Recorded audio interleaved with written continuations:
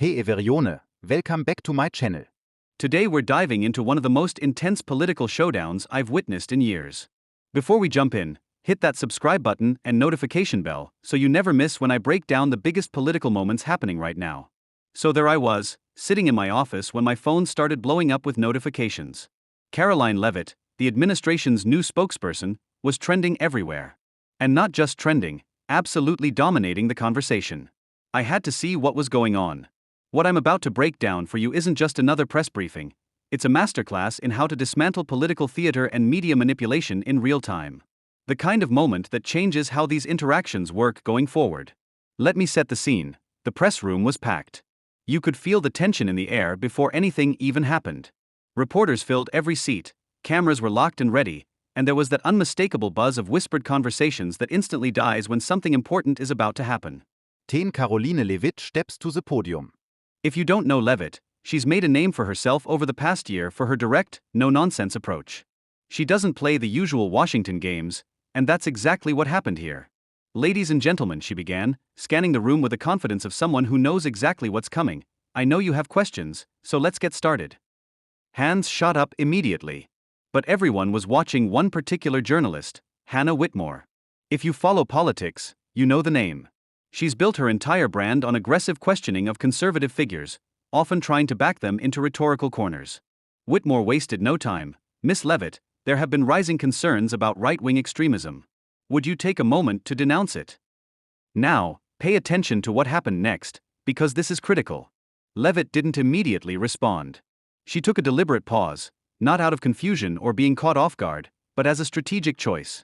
She let the weight of that question hang in the air.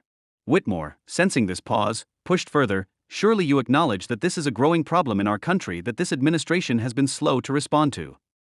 That's when Levit responded with a question of her own. Are you asking me to condemn political violence? Yes, Whitmore replied, her confidence evident, specifically from right-wing groups. Will you take a stance against it here and now? This is the trap that gets set in these briefings all the time. The framing creates a lose-lose scenario. Answer yes, and you've implicitly admitted your side is uniquely responsible. Answer no, and tomorrow's headline writes itself, administration refuses to condemn extremism. But Levit didn't fall for it. Not even close. You know what's interesting, Hannah, she said, her voice razor-sharp but controlled. You've been at this podium how many times now? A dozen? More? And yet I don't recall you asking a single question about left-wing violence. Not one. The room shifted. You could literally see reporters exchanging glances. This wasn't in the script. Whitmore tried to brush it off with a laugh. I don't think that's fair. But Levit cut her off. Last week a sitting judge was targeted outside his home. Not a single network ran a headline about it. 2 months ago, a conservative student was beaten unconscious for wearing a political hat. I didn't see a press panel on that either. Whitmore's smile tightened. We're talking about the rise of. Levit raised her hand slightly, not rudely, but with enough authority to halt Whitmore mid-sentence. No, Hannah, you're talking about selective outrage. Let's not pretend this is about condemning violence. If it were, you'd be asking these questions when it's politically inconvenient for you. The murmurs in the room grew louder. Some reporters looked down at their notes, suddenly very interested in their own writing. But Whitmore wasn't backing down. So let me ask you again, she pressed, her voice sharpening. Do you condemn right-wing extremism? Yes or no? The room went silent. Everyone was waiting for Levit to squirm, to stumble, to show any sign of weakness. She didn't. I understand what you're trying to do, Levit said calmly. You want a soundbite. You want a headline that fits neatly into a narrative. But let me make one thing clear, I will not play along. Whitmore's jaw visibly tightened. It's a simple yes or no question, Miss Levit. No, it isn't, Levit shot back, and you know that. So are you refusing to condemn? Levit held up her hand again. Stop right there. I condemn all political violence. But what you're doing is something entirely different. You're asking me to only condemn one side, and that's where the problem lies. Whitmore scoffed. So you refuse to acknowledge the role of right-wing groups in extremist violence? That's when Levit delivered the knockout punch. Let me ask you something, Hannah. When was the last time you sat in this room and asked a Democrat politician to denounce left-wing violence? Whitmore blinked, caught off guard. When a man tried to assassinate a Supreme Court justice, did you come to this podium and demand accountability from the left? When federal buildings were torched during protests, did you press for condemnation? Or do you only find your voice when it serves a particular agenda? Whitmore tried to recover. I'm here to ask the questions, not answer them. Levitt actually laughed at that. Exactly. Because if you did answer them, you'd have to admit that this isn't about truth. It's about control. It's about who gets to be labeled dangerous and who gets a free pass. The entire dynamic of the room had shifted. Cameras that had been positioned to capture Levitt's discomfort were now zooming in on Whitmore's growing unease. But Whitmore tried one more angle. You keep bringing up left-wing violence, but statistics show that incidents attributed to right-wing extremism have been on the rise. Are you denying those numbers? Levitt took a measured breath. Statistics? Numbers collected and categorized by organizations that often refuse to classify riots, attacks on conservatives, and threats against justices as political violence at all? Do you really think people don't notice that? Do you really believe Americans don't see the hypocrisy? Whitmore opened her mouth, then closed it. Since we're talking about facts, Levitt continued, let's talk about another one. Just last week, a man was arrested for attempting to assassinate a political figure in broad daylight. It barely made the headlines. If the roles were reversed, we'd be having a very different conversation right now, wouldn't we? The room went completely still. Whitmore was visibly calculating her next move. I'm simply trying to get an answer to a very simple question, she insisted, though her confidence had clearly waned. No, Levitt countered, you're trying to force an answer that fits your narrative. And I won't give you that. Whitmore wasn't done. With barely concealed frustration, she tried again. So you're saying there's no issue with right-wing extremism? That these incidents we've seen over the past few years don't matter? That's not what I said, and you know it, Levitt responded firmly. You want me to frame this as if there's one side that's always guilty and the other side that's always innocent. That's dishonest. That's why people don't trust the media anymore. That line hit a nerve. Several reporters in the room looked up, knowing there was truth in what she just said. Whitmore let out a short, clipped laugh. People don't trust the media because of misinformation and conspiracy theories spread online. Really? Levitt raised an eyebrow. You don't think the selective coverage, the blatant double standards, the outright suppression of certain stories has anything to do with it? She shook her head. Tell me, Hannah, where was the national outrage when sitting lawmakers encouraged protests that turned into riots? Where were the journalists demanding accountability when businesses burned, when police stations were set on fire, when people were attacked in the streets for wearing the wrong hat? The murmurs in the room grew louder. Whitmore was struggling to regain control. I'm here to talk about the facts, she snapped. No, Levitt said evenly, you're here to shape a narrative. If you really cared about facts, you'd be asking why some violent acts are amplified endlessly while others are swept under the rug. So now you're accusing the media of covering up violence? Whitmore scoffed. I'm stating what everyone already knows, Levitt replied. The media decides what matters and what doesn't. The media decides which attacks become national crises and which ones are ignored. And the public sees it. You could feel the atmosphere changing. This wasn't just a debate between Levitt and Whitmore anymore, it was exposing something much bigger. Whitmore tried one last time. Miss Levitt, you still haven't answered the question. Do you or do you not condemn right-wing extremism? Levitt leaned forward, resting her hands on the podium. I condemn all political violence. But the fact that you keep asking this in one direction, and one direction only, is exactly why people don't take this conversation seriously anymore. The silence that followed was deafening. Whitmore opened her mouth, then hesitated. She had pushed and pushed, but she had completely lost control of the moment. Anyone else have a question? Levitt asked, glancing around at the other reporters. Or are we going to keep pretending that this is an honest conversation? Several hands that had been raised slowly lowered. Some reporters avoided eye contact altogether. Whitmore's face was tight with frustration, but she wasn't the only one struggling now. The entire press corps had just been put on notice. The story was no longer about Caroline dodging a question, it was about how the media had just been exposed on live television. Another reporter, Daniel Vaughn, tried to shift gears, but Whitmore interrupted. I just find it interesting that you're refusing to give a direct answer. Levitt actually chuckled at that. You know what's actually interesting, Hannah?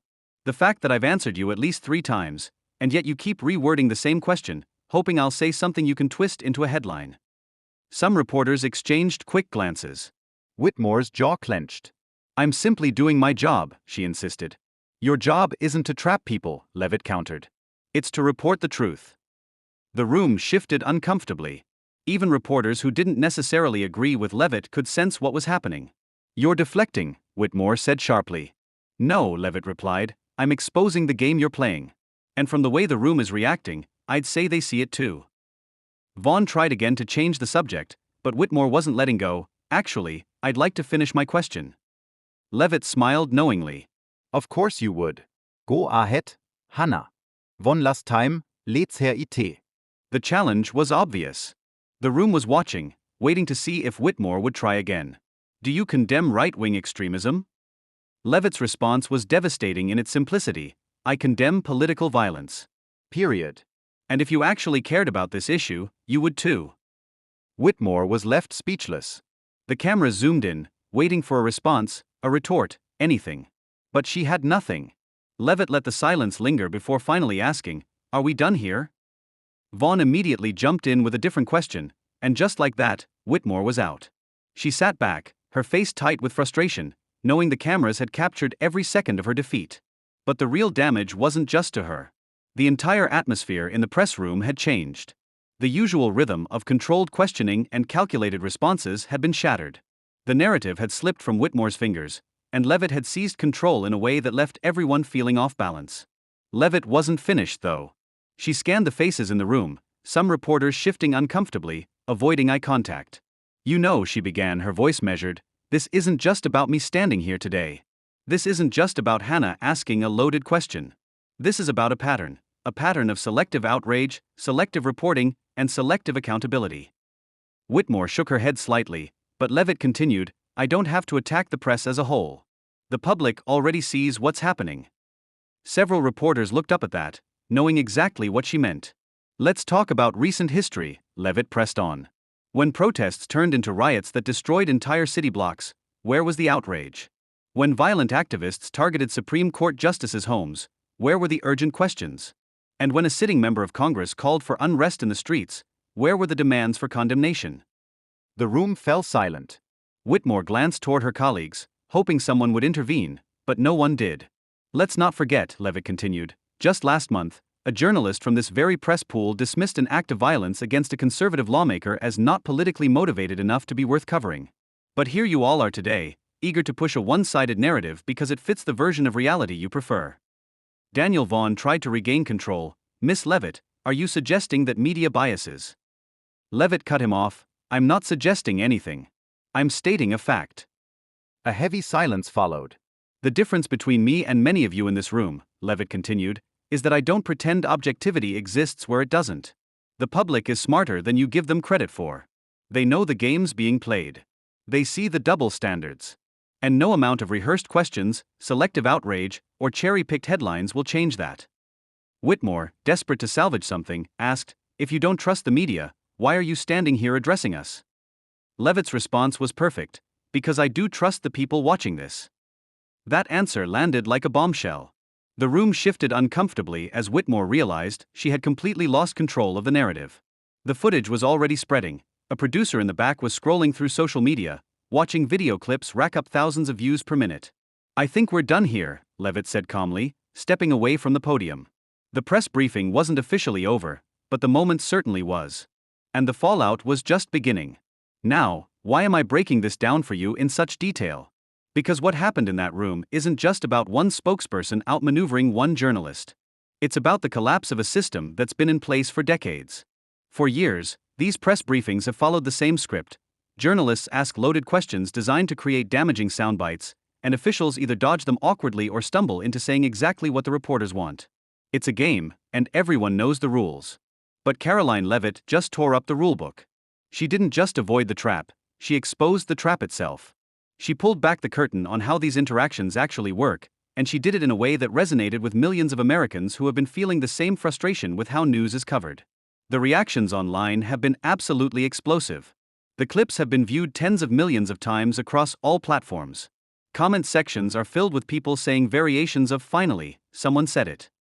The moment clearly struck a nerve. And it's not just conservatives celebrating this. I've seen countless comments from people across the political spectrum acknowledging that yes, there is a double standard in how political violence is covered and discussed. What's really interesting is watching how different media outlets are reporting on this exchange. Some are framing it as Levit, refusing to answer a simple question. Others are calling it a confrontation over extremism. But the raw footage speaks for itself, which is why the unedited clips are spreading so rapidly. The political landscape shifts when moments like this go viral. They change how future interactions happen. They force adjustments in strategy. After today, I guarantee journalists will think twice before attempting this particular line of questioning again, at least with Caroline Levit at the podium. Of course, this raises bigger questions about media trust, political bias, and how we discuss violence in our society. Is Levit right that there's a double standard? Is Whitmore correct that right-wing extremism deserves specific focus? Those are conversations worth having. But what's undeniable is that something significant happened in that press room today. A pattern that's been repeating for years was disrupted, and the aftershocks will be felt for a long time. If you found this analysis valuable, hit that like button and leave your thoughts in the comments. I'm especially interested in hearing if you think this marks a turning point in how these briefings work, or if it's just a momentary disruption. Thanks for watching, and I'll see you in the next video where we'll break down whatever political earthquake happens next. Because in this climate, you know something's always around the corner.